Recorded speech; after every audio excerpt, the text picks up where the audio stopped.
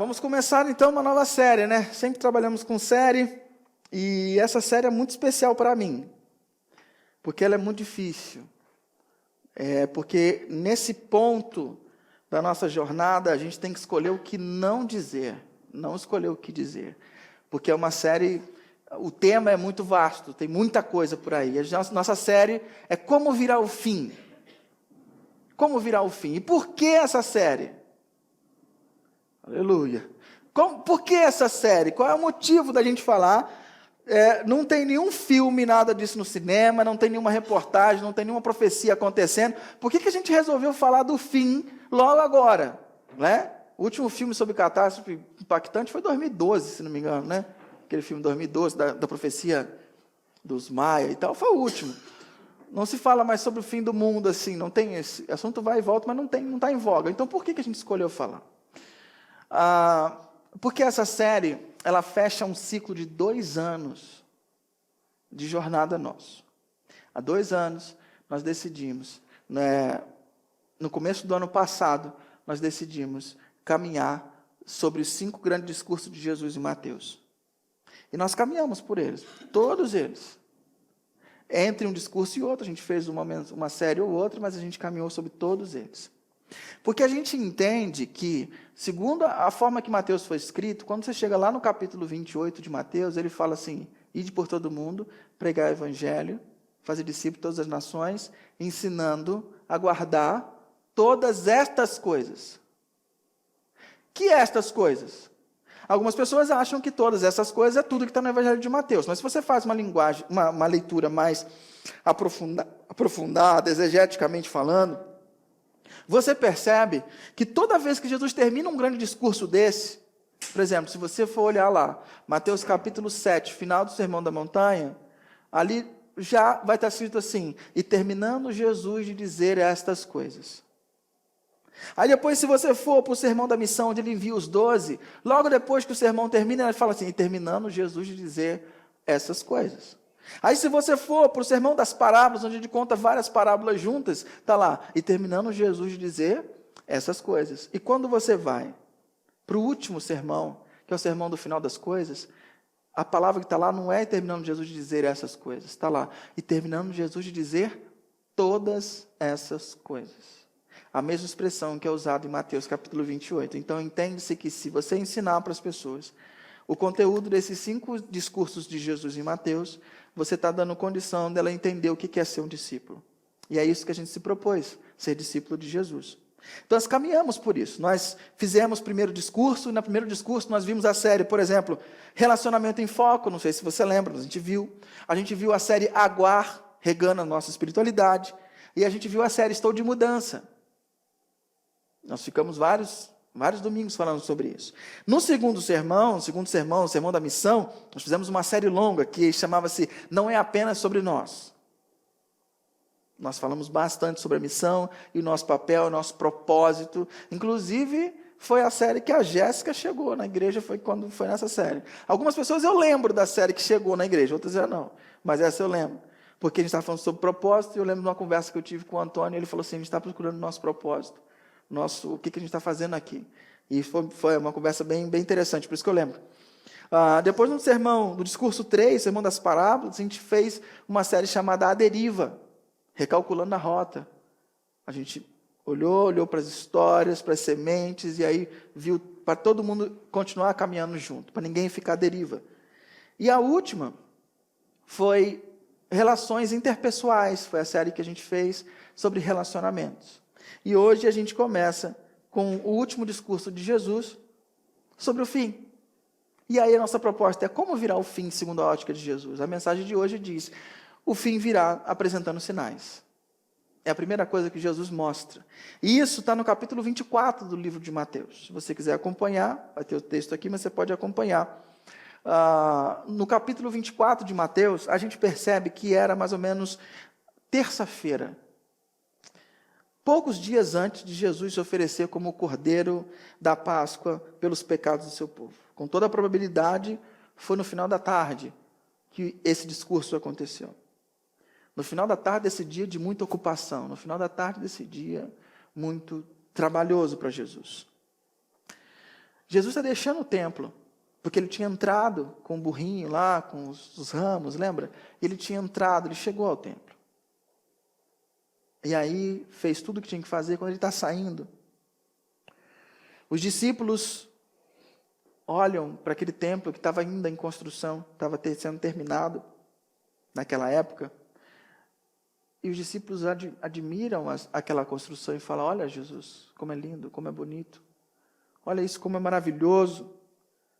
O propósito do discípulo era chamar a atenção de Jesus para as belezas da construção de Israel. E ele disse: mestre, vê que grandes pedras, que edifício maravilhoso. E aí você imagina Jesus cansado naquele final de dia, tendo que ouvir os discípulos falando sobre como é lindo o templo. Jesus tinha uma paciência danada, né? Particularmente, eu acredito que eles decidiram tocar nesse assunto porque estavam pensando que Jesus tinha dito um tempo atrás: eis que a sua casa será deixada deserta. A casa de Deus será deixada deserta. E os discípulos estavam falando assim: é verdade isso mesmo, Jesus? Olha como é bonito, será que isso vai acontecer mesmo? E aí Jesus,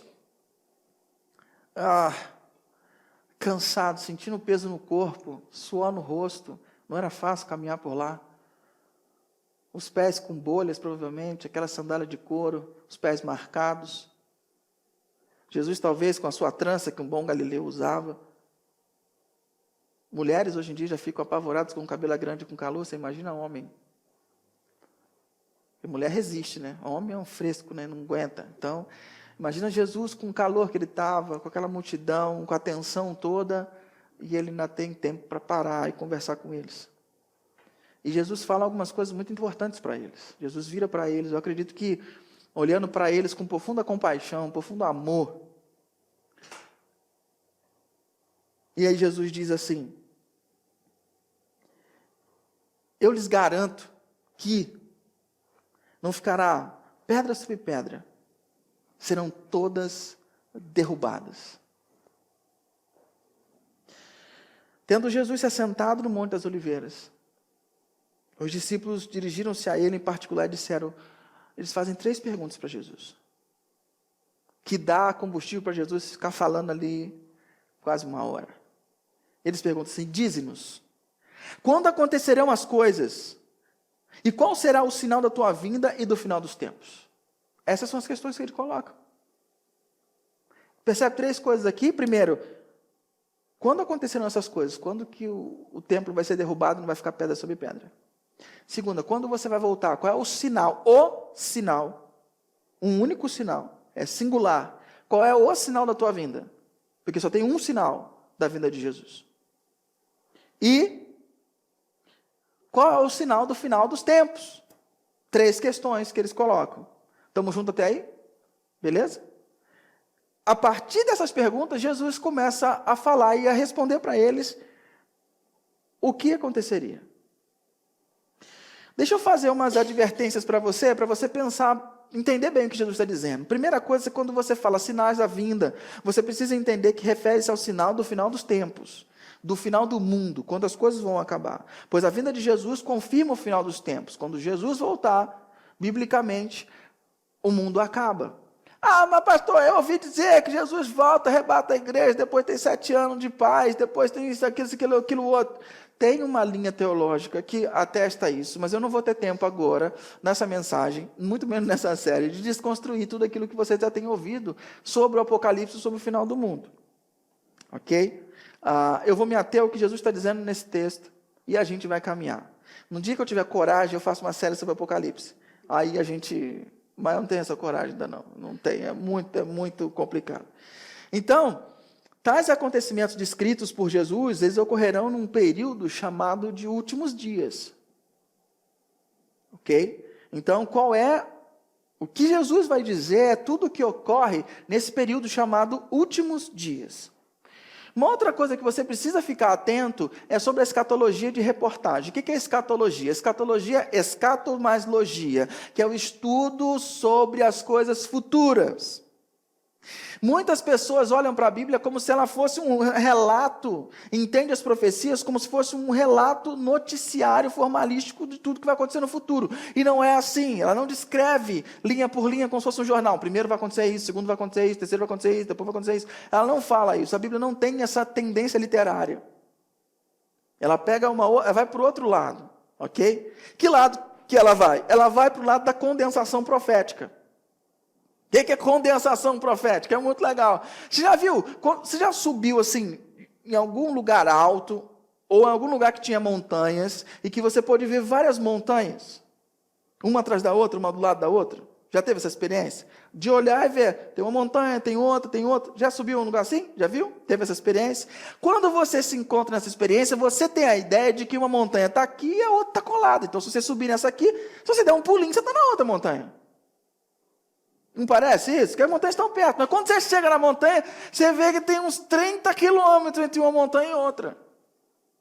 Isso é condensação profética. Quando Jesus olha e começa a descrever o futuro, parece que as coisas estão tudo coladinho uma na outra. Mas são coisas separadas, são coisas distintas. E isso a gente precisa ter no coração para a gente poder entender. Então Jesus coloca coisas do futuro próximo com coisas do futuro de longe, pertinho uma na outra. Então, se você for literal, você vai achar que primeiro vem uma coisa, depois vem outra. Mas entre uma coisa e outra, às vezes você tem uma cidade entre uma montanha e outra. Deu para entender essa figura? Ficou claro? Então, é isso que a gente precisa ter no coração. Então, vamos lá. A primeira coisa que Jesus fala é assim, cuidado, que ninguém engane vocês. Pois muitos virão em meu nome, dizendo, eu sou o Cristo, e enganarão a muitos. Vocês ouvirão falar de guerras e rumores de guerras, mas não tenham medo, é necessário que tais coisas aconteçam, mas ainda não é o fim. Não é o fim. Nação se levantará contra nação, reino contra reino, haverá fome, terremoto em vários lugares. Tudo isso é o princípio das dores. É o início das dores. Qual é essa figura de linguagem início das dores? Você que é mãe, você sabe quando você começou a sentir contração. Poderosa experiência. É isso. O princípio das dores é o momento do nascimento, da vinda do Messias. É só isso. São dores de parto. Então, quando isso tudo acontecer, Jesus está dizendo, é só o início do processo. Não é o fim. Então você fica tranquilo, quando você ouvir de guerra, quando você ouvir de fome, quando você ouvir de um monte de catástrofe, relaxa, pode ficar tranquilo, isso vai acontecer. E não fique dando ouvido a qualquer profeta que fica dizendo, Jesus está voltando, Jesus está ali, Jesus está lá, olha o sinal, olha isso, olha aquilo. E esses são falsos profetas. O texto está dizendo. Consegue ver isso aqui no texto? Consegue me acompanhar? Ele falou, é necessário que tais coisas aconteçam, é normal, vai acontecer, mas não é o fim. E o que esses profetas do Apocalipse, os profetas do caos vão tentar fazer? Eles os tentarão enganar para serem... eles os entregarão para serem perseguidos e condenados à morte. E vocês serão odiados por todas as nações por minha causa. Naquele tempo muitos ficarão escandalizados, e trairão e odiarão uns aos outros, e numerosos falsos profetas surgirão e enganarão a muitos. Devido ao aumento da maldade, o amor de muitos se esfriará, mas aquele que perseverar até o fim será salvo. E esse evangelho do reino será pregado em todo o mundo, como testemunho a todas as nações, e então virá o fim. Uau! Um monte de coisa vai acontecer, mas o que vai acontecer antes do quê? Como é que vai ser esse negócio? Deixa eu falar uma coisa aqui para os apocalípticos de plantão. Primeiro, as pessoas que são assim, fissuradas no final do mundo. Tem gente que acha que essas coisas, que esses últimos dias, são sinônimos da época imediatamente anterior à volta de Cristo. Então, os últimos dias seriam aqui, aquele ano final, ou aquela década final, ou aquela semaninha final antes da vinda de Jesus. E se ele tem essa perspectiva de que, por exemplo, Jesus vem aqui, e os últimos dias, então, é esse períodozinho aqui, Jesus vai vir aqui, isso aqui tudo é história. Chega aqui, últimos dias. Então, Jesus volta aqui, mas nós estamos nos últimos dias. Ah, meu Deus do céu! E aí os apocalípticos de plantão ficam bolados. E aí começa a querer fazer conta, começa a querer ver as 70 semanas de Daniel, com as semanas de Ezequiel, e com a semana de Apocalipse, e a meia semana para onde ela foi. E aí eles começam a ficar loucos. E essa perspectiva ela é muito danosa. Por quê? Porque esses caras começam a perder a noção de que estão celebrando a maldade, celebrando a desgraça. É tipo o cara que fica na frente do jornal e vê tsunami no Sri Lanka. Aí, ó, Jesus está voltando. Aleluia. Glória a Deus, é a volta. Guerra no Afeganistão. Oh, aleluia, glória a Deus, Jesus está voltando, está perto. Você começa a celebrar a desgraça. Já parou para pensar nisso? A ansiedade é tanta do final do mundo que você começa a celebrar quanto pior, melhor. Porque quanto pior, mais próximo Jesus está de voltar. A Bíblia não ensina isso. Se você pensa assim, deleta. Aperta del. A Bíblia não ensina isso. Os últimos dias são alvos de cálculos, revelações, especulações por parte dessas pessoas. Eles tentam, de todo jeito, tentar adivinhar quando será que vai acontecer. Só que nós fomos chamados para ser sal da terra e luz do mundo, influenciando os processos para o bem, e não ficar celebrando o mal ou o caos. Tudo bem? Uma outra coisa importante que a gente precisa entender é que nesse tempo em que Jesus relatou, vai ter uma degradação espiritual. Falsos profetas no final dos tempos, líderes falsos se passarão pelo Messias, e nos alarmarão com notícias de guerra, com caos social, mas serão notícias comuns, não do início do fim. É natural, todo sistema tende para o caos, primeira lei da termodinâmica. Assim que o pecado entrou no mundo, o sistema tende para o caos. Quanto mais a gente viver, a gente não evolui, a gente involui. Quanto mais a gente vive, mais formas especializadas de matar a gente encontra. Como é que eram as guerras na Idade Média? Ou antes da Idade Média? Espada. Aí começaram a melhorar com escudo, lança, catapulta, não sei o quê. Aí você vem mais para cá, como é que eram as armas de guerra? Já começaram a inventar. Ontem eu estava assistindo um filme chamado Patriota. Estava reassistindo um filme. É um filme que conta da independência dos Estados Unidos. E como é que era a guerra? Os caras vinham marchando, aí paravam um na frente do outro, pegava a arma, atirava. Aí uma penca caía. Aí o cara ficava lá igual um bobo em pé, socando a balinha, a pólvora para poder... E nisso os outros caras atirando. Ninguém abaixava, ninguém deitava, ninguém fazia nada. Porque era o tipo de guerra da época. Aí entrou arma de fogo. Aí hoje você vê guerra, o cara não precisa estar lá, vai com drone, o cara está numa sala, controlando um drone. O que a gente se especializou? Em melhores formas de matar. A gente não se especializou em melhores formas de amar. A humanidade tende para o caos. É normal. Então isso vai acontecer, por causa do pecado que entrou no mundo. Uma outra coisa que iria acontecer é apostasia.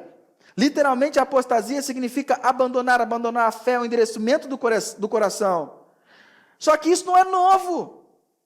Você que lê a Bíblia, e você lê a Bíblia em nome de Jesus, aleluia. Você percebe que na peregrinação do deserto, lá com Moisés, os caras endureceram o coração, apostataram da fé.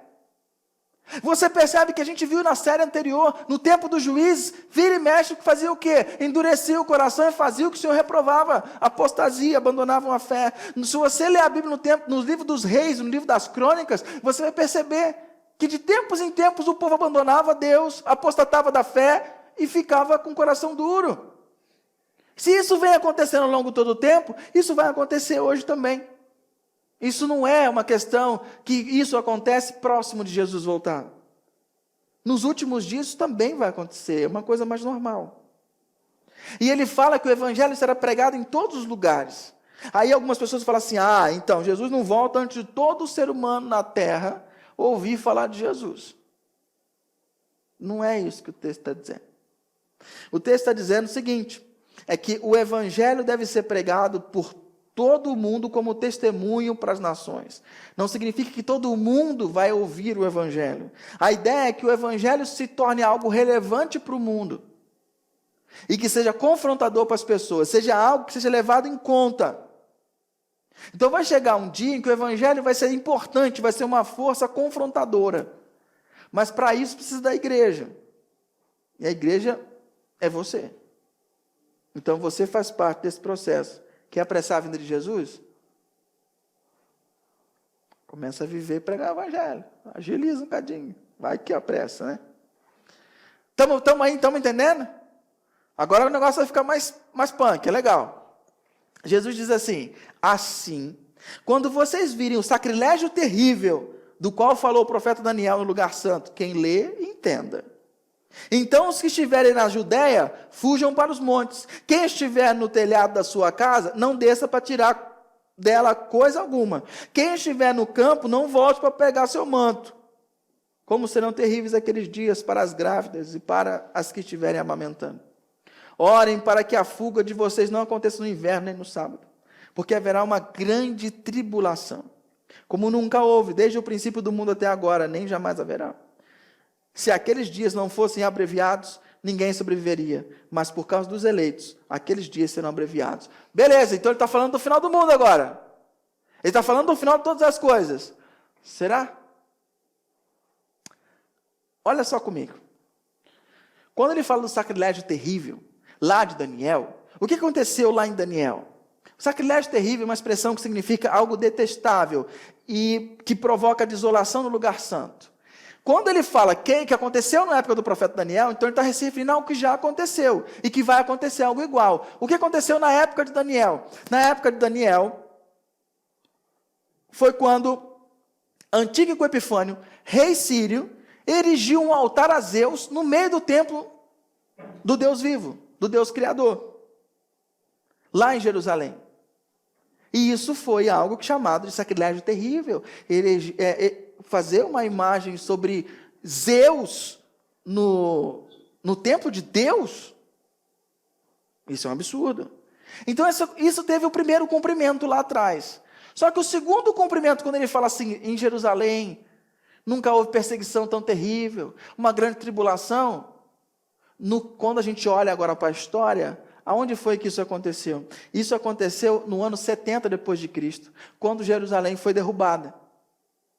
A destruição do templo pelos romanos, pelo imperador Tito, que invadiu Jerusalém com suas legiões.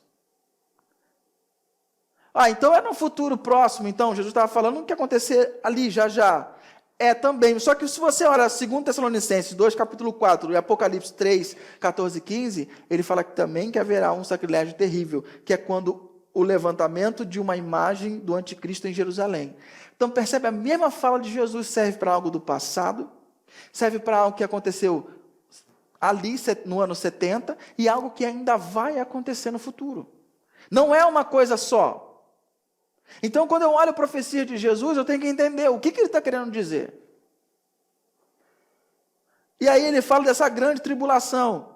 Então, é a grande tribulação do final, que a igreja vai passar? Segundo Flávio Joséfo, historiador hebreu, ele fala assim: penso que os infortúnios de todos os homens, desde o princípio do mundo, se comparados aos infortúnios dos judeus, não são tão importantes. O Joséfo, ele afirma que mais de 1 milhão de judeus morreram na catástrofe do ano 70, quando o templo foi destruído. E que aproximadamente 100 mil foram vendidos como escravos. Dizem, tem um outro historiador que fala assim: não há palavras que possam descrever os incomparáveis horrores desse cerco a Jerusalém. Na época do ano 70. Era a época da Páscoa, e os judeus de todas as partes estavam comprimidos dentro das muralhas. 3 facções inimigas entre si estavam cravadas em Sião e no monte do templo. O pátio do templo estava inundado com o sangue da discórdia civil, que literalmente se misturava com o sangue do sacrifício. Mas esse templo não ia ser abreviado? Sim, ele durou apenas 5 meses. Esse cerco durou apenas 5 meses. Então, Jesus, quando fala de grande tribulação, provavelmente ele está se referindo a isso que aconteceu no ano 70. E não de uma grande tribulação que vai haver lá na frente. Depois que ele adverte isso, ele fala assim: se então alguém disser, vejam, aqui está o Cristo, ou ali está ele, não acreditem. Pois aparecerão falsos cristos e falsos profetas, que realizarão grandes sinais e maravilhas para, se possível, enganar até os eleitos. Vejam que os avisei antecipadamente. Assim, se alguém lhe disser, ele está lá no deserto, não saiam. Ou, ali está ele dentro de casa, não acreditem.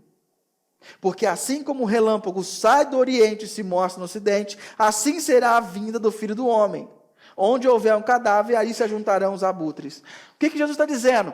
Que haverá em todo o tempo tentativas de pessoas afastarem os cristãos do verdadeiro Cristo.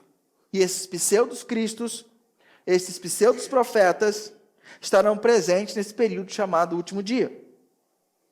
Cadáveres e abutres se referem a esses chamados falsos cristos, que estariam ali. Então, sempre haverá pessoas crendo nesse tipo de pataquada, sempre haverá pessoas crendo nesse tipo que Jesus está ali, que Jesus já voltou, que fulano é Jesus, e ele fala assim, não crê nisso, esquece isso, não te compete saber.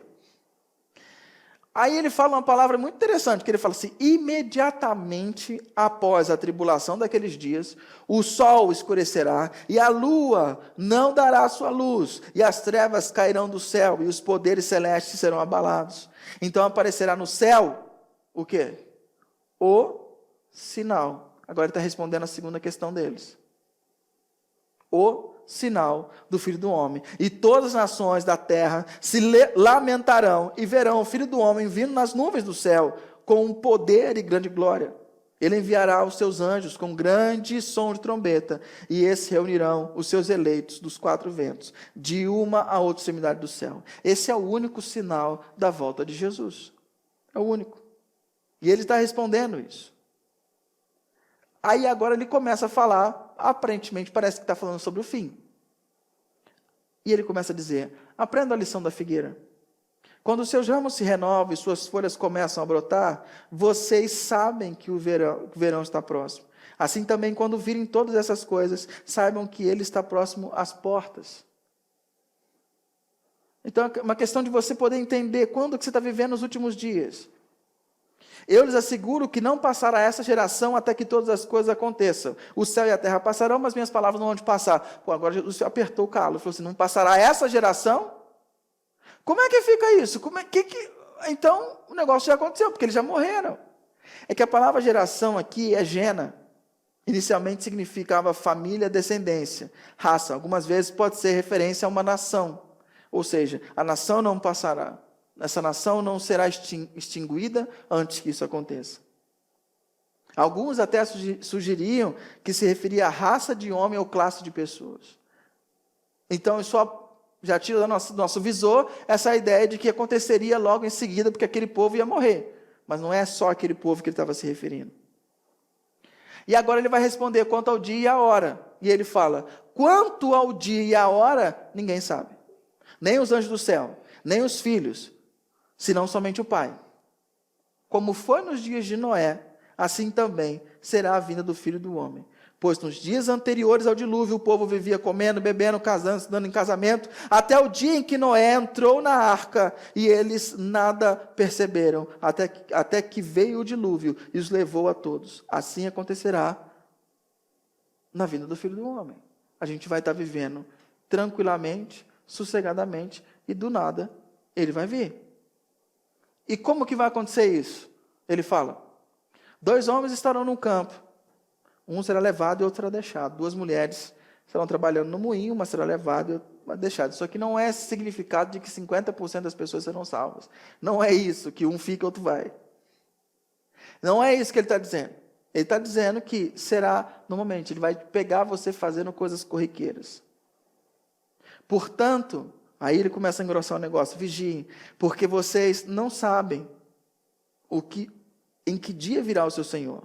Mas entendam isso, se o dono da casa souber a que horas da noite o ladrão viria, ele ficaria de guarda e não deixaria que a sua casa fosse arrombada.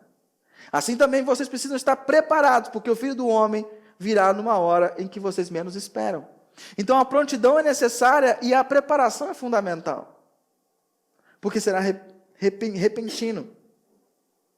Vigiar, estar constantemente alerta, é estar constantemente preparado, é dar atenção à sua vocação espiritual, é dar atenção à tua vida espiritual.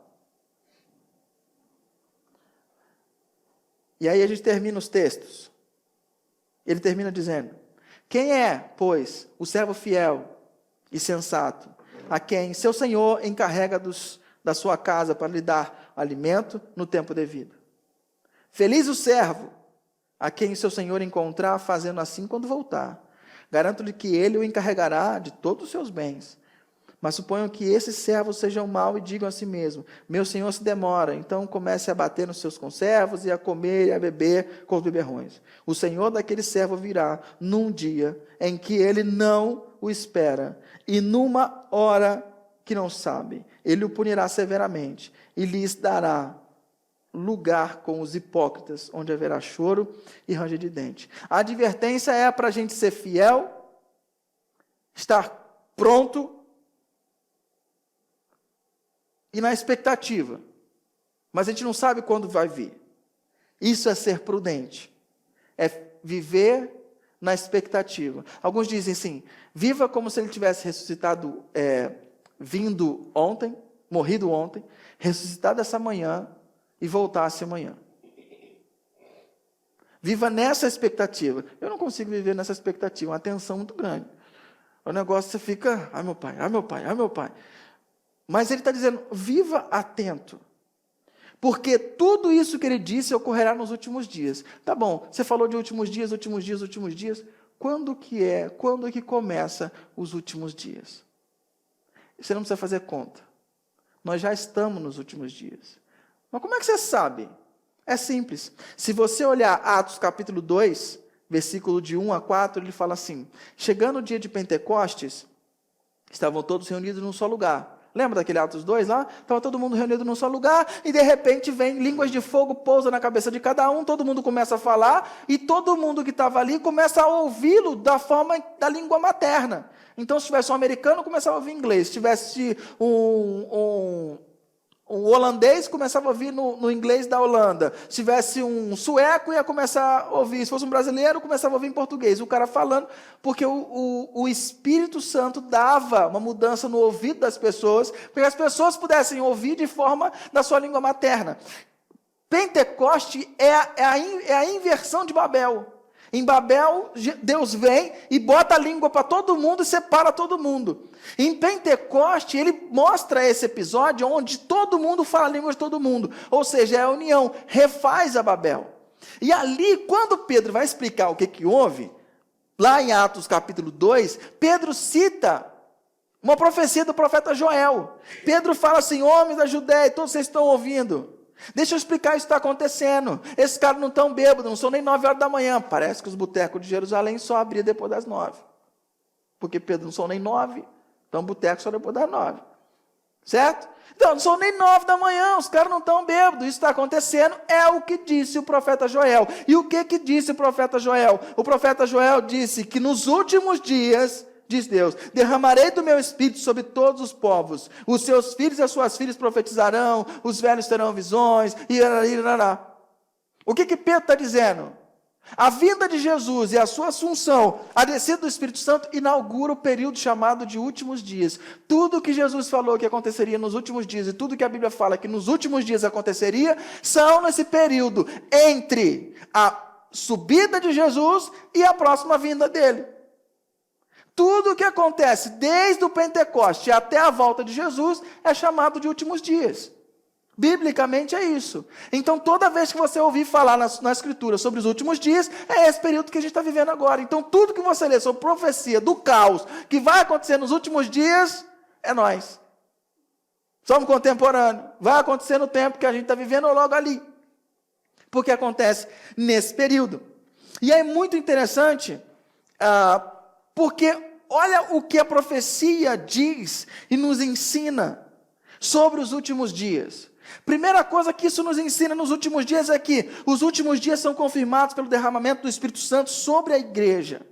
Isaías também fala sobre os últimos dias, em Isaías capítulo 2, versículo 2 a 3, e fala que nos últimos dias o monte do templo do Senhor será estabelecido como principal. Acontecerá um evento principal no monte, que foi o Pentecoste. Será levado acima das colinas e todas as nações correrão para ele. Lá você tinha todo mundo falando nas línguas de todas as nações. Virão muitos povos e dirão: venham, subamos ao monte do Senhor, ao templo de Deus, do Deus de Jacó, para que Ele nos ensine os seus caminhos e assim andemos nas suas veredas. Jerusalém, a partir do evento dali, daria instrução para todo mundo. A partir do consolo e da instrução do Espírito Santo em Pentecoste, todo mundo receberia instrução para como viver. Isso atesta que Isaías está falando, começou os últimos dias, não é só Joel que está dizendo. Então os últimos dias são confirmados por isso. A outra coisa que é muito importante você entender, e não só ficar fazendo contagens sobre que tempo que Jesus vai vir, é que os últimos dias marcam a capacitação e mobilização daqueles que receberam o Espírito Santo. Atos 2, 17 a 18, no discurso que Pedro está explicando, ele fala: os seus filhos e as suas filhas profetizarão, os jovens terão visões, os velhos terão sonhos, sobre os meus servos e as minhas servas eu derramarei do meu Espírito naqueles dias e eles profetizarão. O que Pedro está dizendo? O que Joel está dizendo? O que tem a ver com esse negócio de velho? Por que só velho sonha? Por que jovem tem visão? Por que o velho não pode ter visão? Que negócio é esse? É muito legal. Se você prestar atenção, você percebe que jovens têm extrema dificuldade de enxergar além da sua realidade. Jovens, pessoas jovens olham para o Brasil e falam: é isso aí mesmo. Tem jeito não. É essa praga mesmo.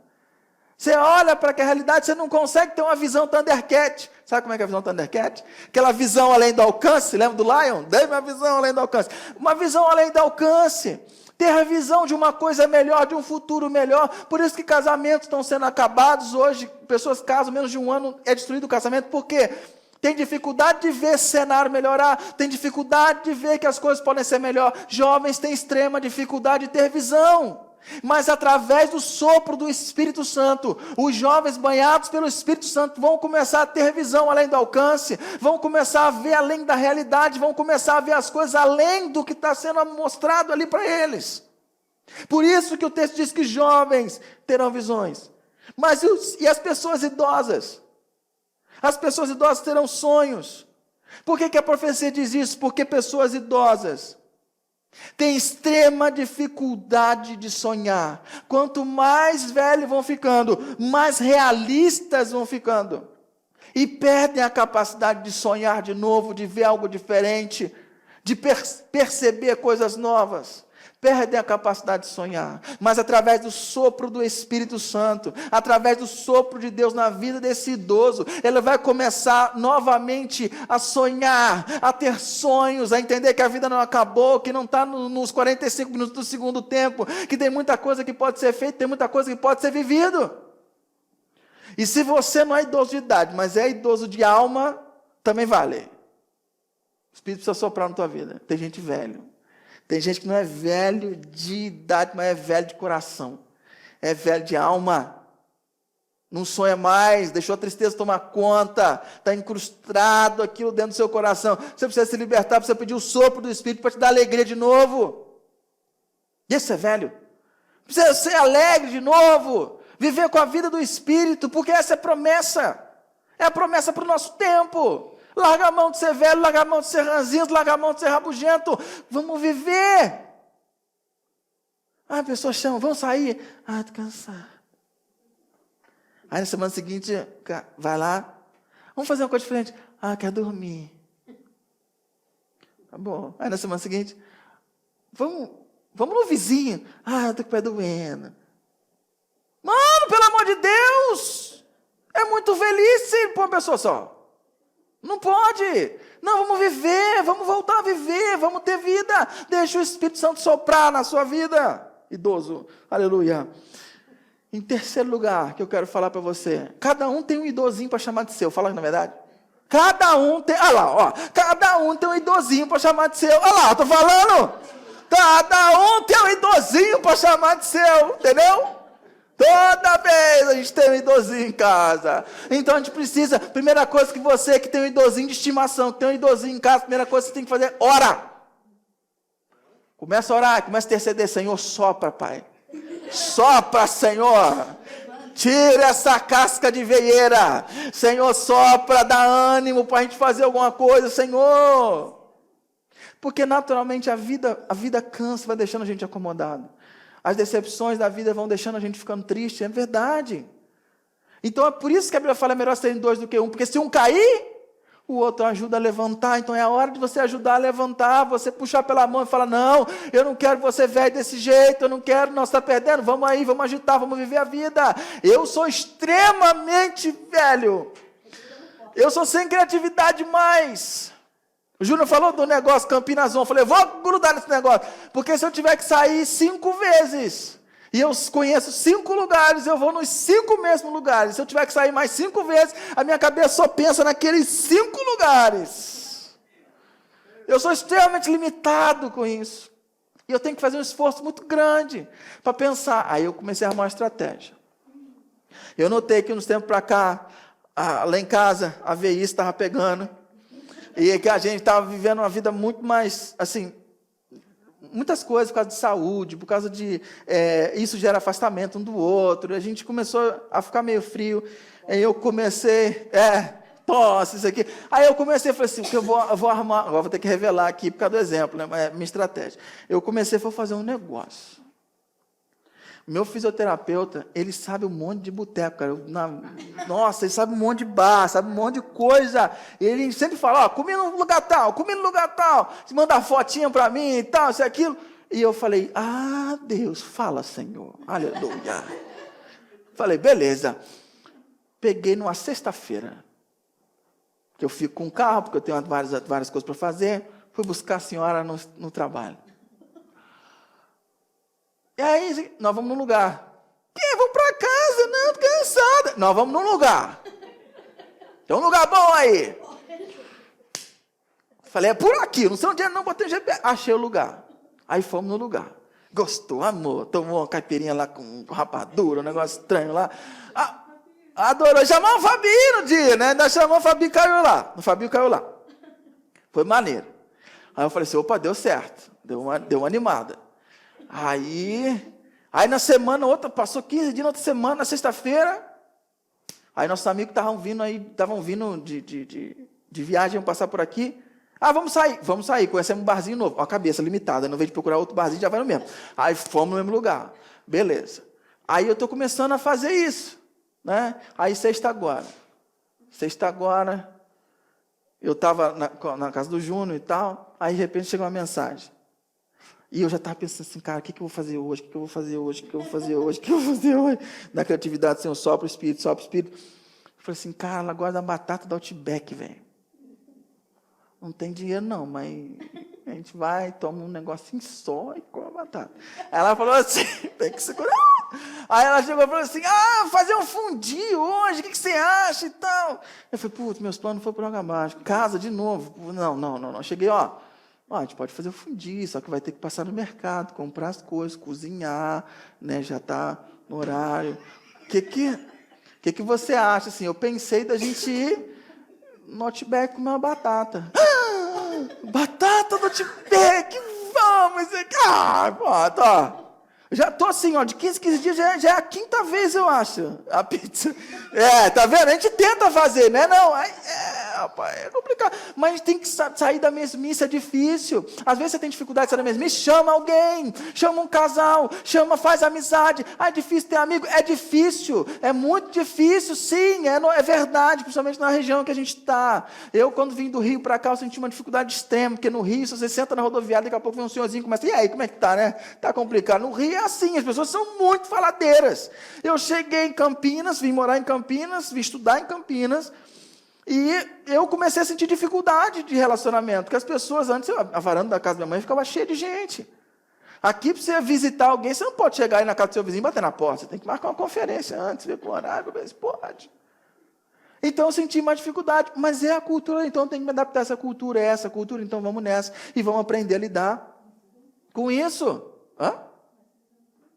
Nós fizemos fundi ontem.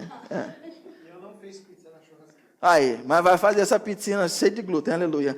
Então, meu conselho para você é, viva a profecia dos últimos dias, deixa o Espírito soprar sobre a sua vida. Às vezes você fica limitado, não vou compartilhar o evangelho, que vai pensar de mim. Compartilha o evangelho, fala da graça, mas você vai falar de que alegria se você não tem alegria de viver.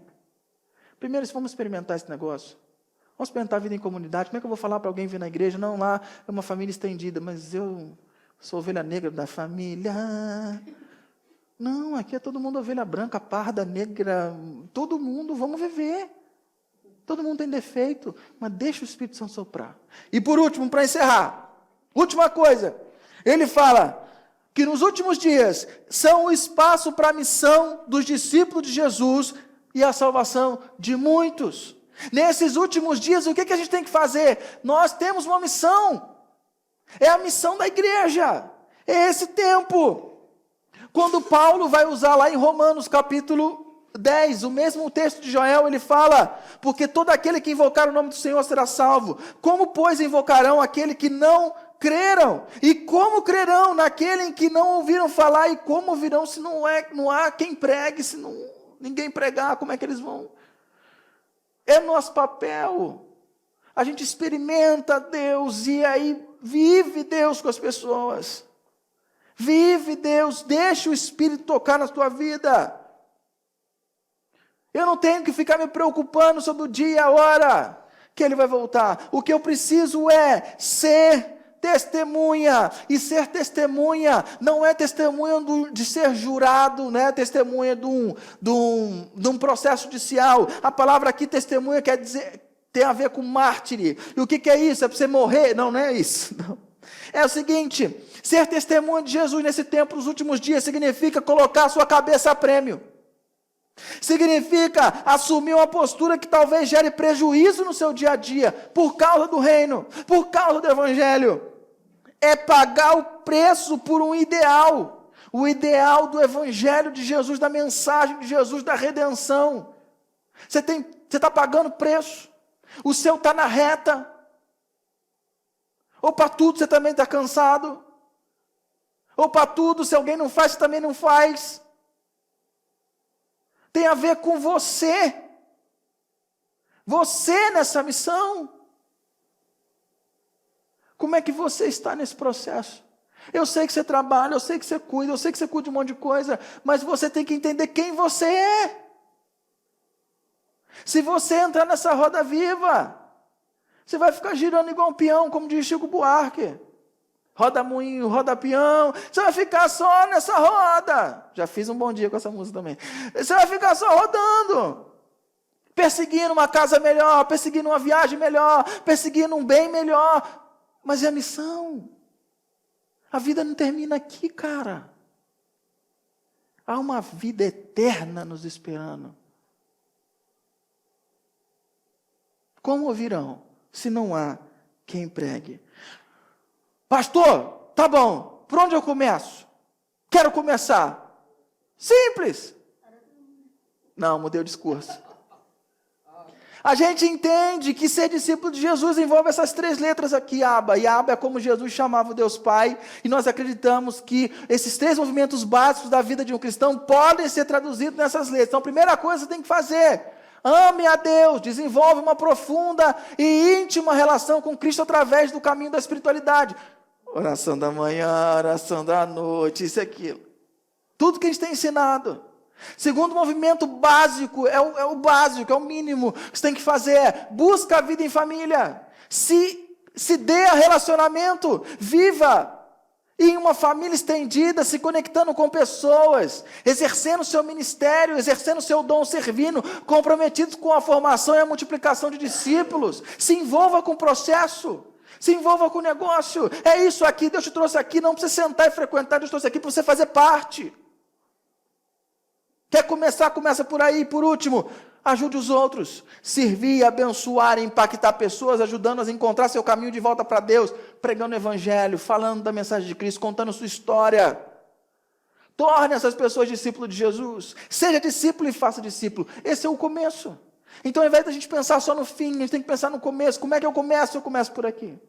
Porque o fim vai apresentar sinais. Só que os últimos dias nós já estamos nele. E os últimos dias é tempo de missão. É tempo de ser capacitado pelo Espírito. E deixar o Espírito soprar. Para ver aonde ele vai nos levar.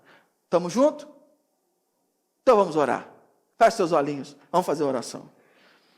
Senhor Deus, que o Teu Espírito sopre no nosso coração, que o Teu Espírito sopre na nossa vida e fale profundamente a nós. Que a gente saiba para onde ir, para onde caminhar, que a gente saiba o que fazer, que a gente saiba aonde a gente vai chegar. Conduz a nossa vida, Jesus, e nos ajuda a sermos mais parecidos com Você. Ajuda a gente a encontrar caminhos, sopra com Teu Espírito, para que possamos ter visões, para que possamos ter sonhos, para que possamos ser Seus servos e Suas servas, sem diferença social, sem diferença, independente de quanto a gente ganha no nosso contra-cheque, aqui somos os Teus servos e as Tuas servas. Em nome de Jesus. Amém.